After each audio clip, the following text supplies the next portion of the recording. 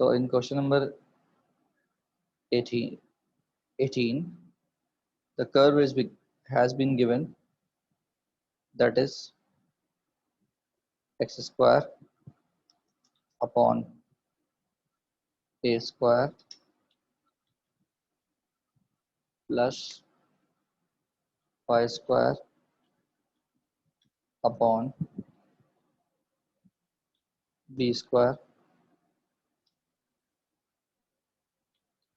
So we know that this curve is ellipse, and they are saying that इसके inside जो है वो एक अदद रेक्टेंगल इंस्क्राइब्ड हुआ है।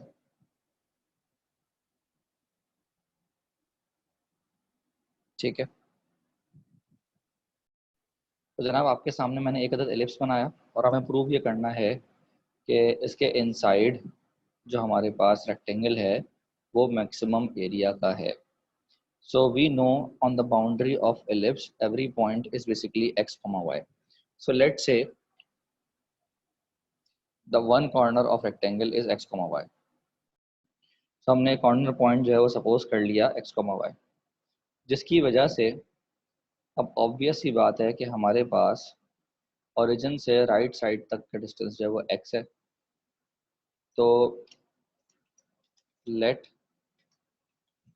टोटल लेंथ ऑफ रेक्टेंगल जो है वो हमारे पास हो जाएगी 2x। x उधर है तो x ऑब्वियस सी बात है उधर भी है, और इसी तरीके से total breadth of rectangle is equals to 2y। क्या ये बात क्लियर है? अब हमसे कहा जा रहा है कि area of rectangle should be maximum. Area of rectangle is basically length into breadth, that is a is equals to 2x into 2y, that is a is equals to 4xy. Any problem in that? So basically that is equation 1. Any problem?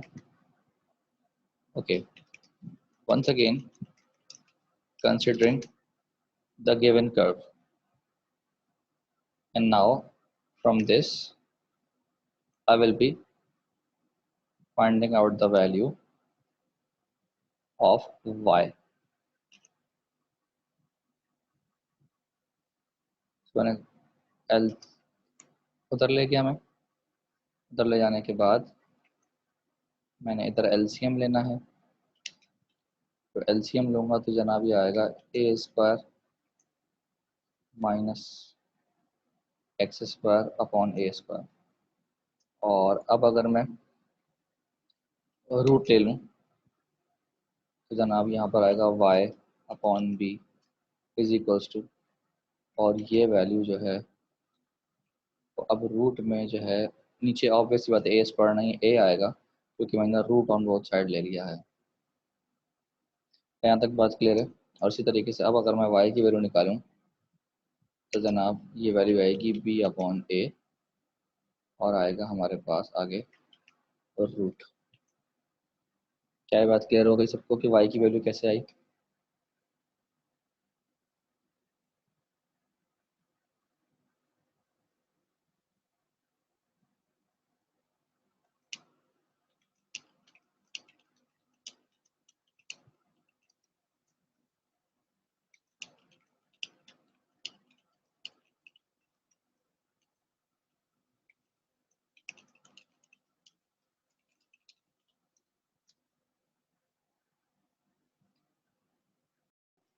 तो अब y की जो भी value आई है हम इसको area में डाल देंगे।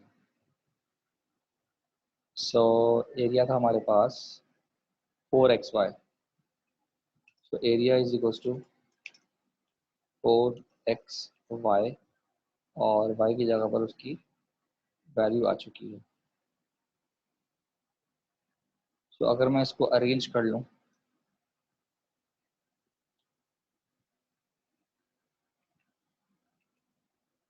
तो एक्स बजाय मैं पहले लिखने के मैं यहाँ पर बाद में लिख दूँ, और इसको जो है मैं अगर होल पावर बना के लिखूँ, ऑब्वियस सी बात है ये पावर जो है वो हाफ लिखी जाएगी। तो अगर आप गौर से देखें तो अब ये सवाल बिल्कुल क्वेश्चन नंबर 16 के तरीके का बन गया है। तो जिस तरीके से क्वेश्चन नंबर 16 सॉल्व हुआ था बिल्कुल वैसे ही सॉल्व होगा। तो ज़रा गौर से देखें, यहाँ पर लिखा हुआ है 4 × b/a into x into a square minus x square half. उस क्वेश्चन में अगर आप देखें तो वहाँ पर 4b/a था और x under root H square minus x square लिखा, वहाँ पर A square minus x square था। तो सिर्फ और सिर्फ ए की जगह पर यहाँ h लिखा हुआ है और 1/2 की जगह पर 4b/a लिखा हुआ है। तो मैं एज इट इज़ पूरा क्वेश्चन छाप दूंगा, बस h की जगह मैं a लिख दूंगा और 1/2 की जगह पर मैं 4b/a लिख दूंगा। क्या ये बात क्लियर हो गई? तो जनाब बस मुझे कुछ भी नहीं करना है, जहाँ जहाँ हाफ लिखा है वहाँ वहाँ मैं 4b/a लिख दूंगा और जहाँ जहाँ h लिखा है वहाँ वहाँ मैं a लिख दूंगा, तो पूरा सवाल मेरा सॉल्व हो जाएगा। Any problem in this question? समझ आ गया?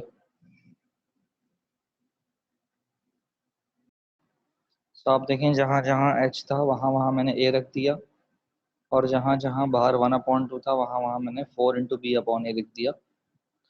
तो आपके सामने चेंजिंग्स जो हैं वो जारी हैं। जहाँ h है वहाँ मैं a लिख रहा हूँ और जहाँ पर 1/2 है वहाँ पर 4b/a लिख रहा हूँ। और बिल्कुल इसी तरीके से डबल डेरिवेटिव में भी यही चक्कर किया जाएगा कि हम हाफ की जगह पर 4b/a लिखेंगे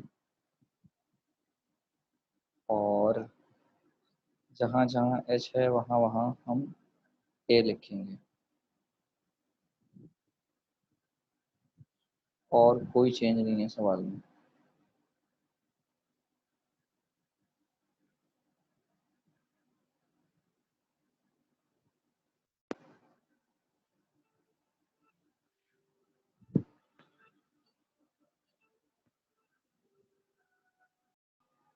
उसके बाद फर्स्ट डेरिवेटिव को जो है वो 0 पुट किया जाता है।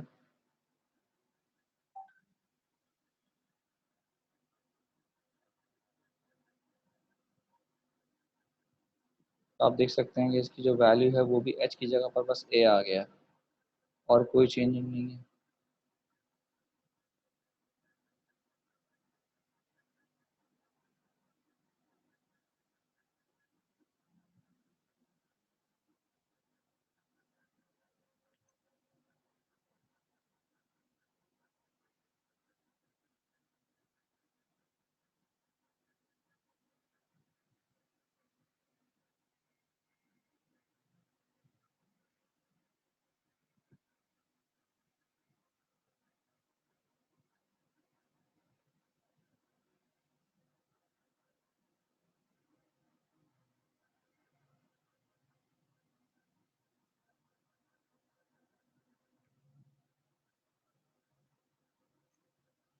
ये आप देखें सब जगह पर जहाँ जहाँ h था वहाँ वहाँ मैंने a डाल दिया।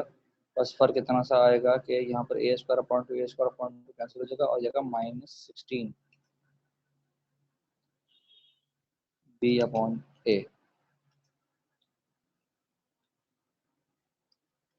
जो कि ऑब्वियस सी बात है कि 0 से छोटा है। सो हम ये लिख सकते हैं कि at x equals to a/√2 area of triangle नहीं आएगा, अब आएगा रेक्टेंगल, तो भी मैक्सिमम। लेकिन उन्होंने मांगी हमसे लेंथ ऑफ ब्रेथ, तो जनाब हमें y की वैल्यू भी चाहिए। सो नाउ हमारे पास जो y की वैल्यू है इसमें हम ऑब्वियसली क्या करेंगे, x की जगह x² की जगह पर हम पुट कर देंगे a²/2, क्योंकि x की वैल्यू जो है वो a/√2 है। a²/2 पुट कर दी और उसके बाद मैं इसको कॉपी करूँगा। तो अब यहाँ एलसीएम लूँगा, ये जनाब बच जाएगा ए स्क्वायर अपॉन 2, जो कि ऑब्वियस सी बात है कि जब रूट से बाहर आएगा तो जनाब ये हो जाएगा ए बाय अंडर रूट 2।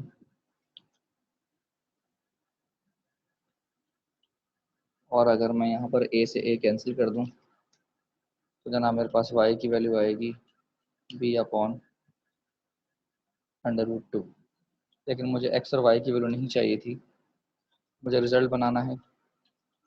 रिजल्ट के अंदर मुझे चाहिए टोटल लेंथ। तो जनाब टोटल लेंथ जो है वो बराबर थी 2x के, जो कि बराबर हो जाएगी 2 into A by root 2। Cancellation करेंगे तो जनाब की वैल्यू आ जाएगी अंडर रूट 2, रैशनलाइज कर लें इसको, अंडर रूट 2 ए यूनिट्स। और इसी तरीके से अगर हम ब्रेथ निकालेंगे तो वो भी तकरीबन ऐसी ही आएगी, क्योंकि बस में x की जगह पर अब y आ जाएगा। और ऑब्वियस सी बात है y की वैल्यू में a नहीं था बल्कि b था, तो यहाँ पर भी b आ जाएगा। क्या ये बात क्लियर हो गई, समझ में आ गई जनाब? Moving on to example number 2। Example 2 before exercise 5.3. The question is basically same as question number 18. वहाँ से फ़र्क इतना है कि एलिप्स के बजाय आपको सर्कल दिया गया है और प्रूव करना है कि मैक्सिमम एरिया का जो रेक्टेंगल है वो रेक्टेंगल नहीं बल्कि स्क्वायर है। तो उसका छोटा सा तरीक़ेकार है सॉल्व करने का, वो ये कि एलिप्स के बजाय वहाँ पर इक्वेशन आपको सर्कल की दी गई होगी। समझिएगा ज़रा, वो एग्जाम्पल सॉल्व हुई है बुक में। वहाँ एलिप्स के बजाय सर्कल की इक्वेशन दी गई होगी। लेंथ ऑफ रेक्टेंगल ये रहेगी, length of breadth of rectangle यही रहेगी, एरिया भी ऐसे निकलेगा। y की वैल्यू ऑब्वियसली जो निकलेगी वो फिर इक्वेशन ऑफ एलिप्स से नहीं बल्कि इक्वेशन ऑफ सर्कल से निकलेगी, जो भी निकलेगी वो हम एरिया में पुट करेंगे। उसको फिर पुट करने के बाद वही फर्स्ट डेरिवेटिव और फिर सेकंड डेरिवेटिव और फिर सेकंड डेरिवेटिव के बाद फिर फर्स्ट डेरिवेटिव को ज़ीरो रखेंगे, फिर x निकालेंगे, फिर डबल डेरिवेटिव में रखेंगे, लेस देन ज़ीरो आएगा तो मैक्सिमम कंफर्म होगा, और फिर y की वैल्यू निकालेंगे। और फिर उसके बाद रिजल्ट बनाएंगे लेंथ और ब्रेथ का। बस फ़र्क इतना सा है कि लेंथ और ब्रेथ आपस में बराबर आएगी, और हमें प्रूव यही करना था कि वो रेक्टेंगल नहीं है बल्कि स्क्वायर है। जब लेंथ और ब्रेथ बराबर आएगी तो हम लिख देंगे hence proved it is a square. वो कह रहे हैं square of area under root 2 sorry 2a square. So उसके बाद हमें क्या करना है, फाइंडिंग द एरिया। और एरिया का फॉर्मूला क्या होता है, लेंथ इंटू ब्रेथ। तो जो भी हमारे लेंथ और ब्रेथ आई है, अगर मैं इसको मल्टीप्लाई कर दूंगा तो मेरे पास एरिया वो स्क्वायर भी आ जाएगा। तो मेरी एग्जाम्पल का सवाल प्रूव हो जाएगा। इंपॉर्टेंट सवाल है, लाजमी कर लीजिएगा।